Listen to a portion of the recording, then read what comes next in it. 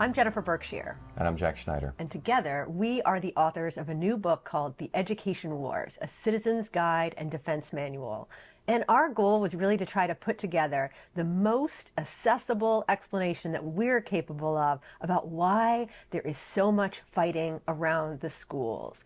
And one of the first things that you're going to learn when you open up the book is that we have been fighting about schools in this country for a really long time. Jack, you're the education historian. Take it away.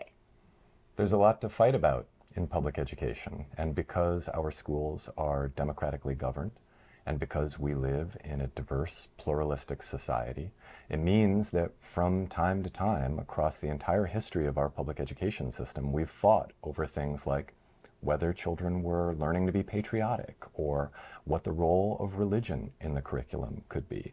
Across time, we fought about how communism was treated in the curriculum and whether there were communists in the ranks of teachers.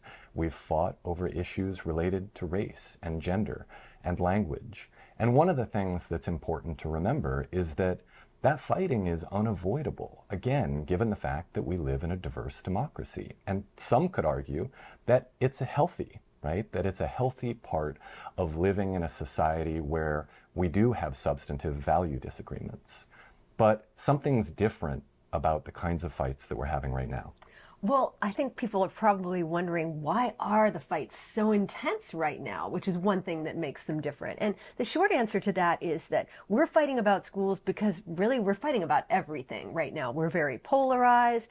Trust in public institutions is way down. But we also make the case in the book that one of the things that makes the current moment feel really different is the fact that our battles around schools are so intense. And the short explanation about why that's happening is that, we're fighting about everything right now. We're incredibly politically polarized. Trust in all kinds of public institutions is way down.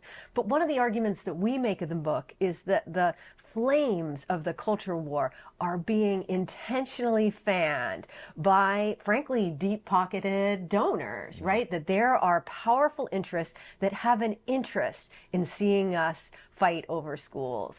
So I think all of those add up to the fact that public education right now is uniquely vulnerable. Yeah, I think that's right. And there are two really important things to know here. Jennifer addressed one of them, and that's the fact that the flames of the culture war are being intentionally fanned. And the other thing to know is that the same people who are fanning those flames are also offering what they are advertising as fire escapes. And by that I mean they're introducing private school voucher bills in as many states as they can to try to move students out of the public schools and into private schools. And this is a long-standing ideological aim on the part of people who are really committed to free markets and don't believe in public education. Now, the American people happen to really like their public schools, and historically, every effort for the past 75 years to introduce private school vouchers has failed because people would rather have strong, fully funded public schools than receive vouchers to attend unregulated, unaccountable private schools. Now, one of the things that we try to explain in the book is that the fanning of the flames of culture war is a key component of trying to move people out of the public schools. Because the only way that you can get them to accept a privatized market-based system where vouchers are the norm is to convince them that the public schools have gone off the rails. And that's where you get all of these arguments about CRT, about gender indoctrination, about Marxist teachers in a really national way that we haven't historically seen. Well, that's the bad news. And we have to acknowledge off the bat that there is bad news, that we make a pretty ominous argument that if we lose our public schools, they're not coming back.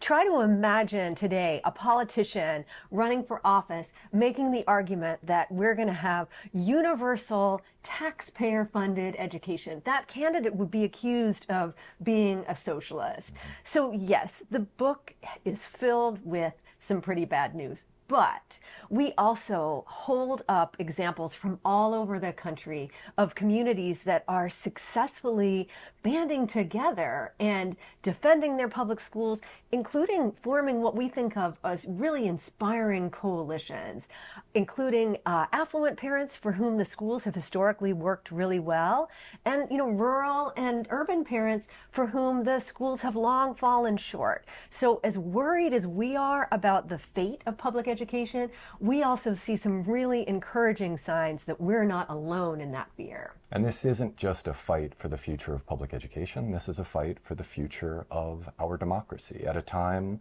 when we are more polarized than ever. One of the last standing public institutions that we still have, and perhaps our best in terms of bringing us together across differences, are our public schools. And if we lose our public schools, we won't just be losing our taxpayer-supported universal open enrollment education system, we'll also be losing an essential bedrock of our democracy. So we hope you'll read the book. We hope that you'll find it useful and that you'll pass it along to friends and neighbors and colleagues who are all asking the same question: what is all the fighting about? But we also hope that you'll join us in a broad coalition and campaign to defend, protect, and strengthen our public schools. It's something that all of us should be on board with. And one of the things that we hope is that people from all walks of life and all political persuasions will see something in this book for themselves.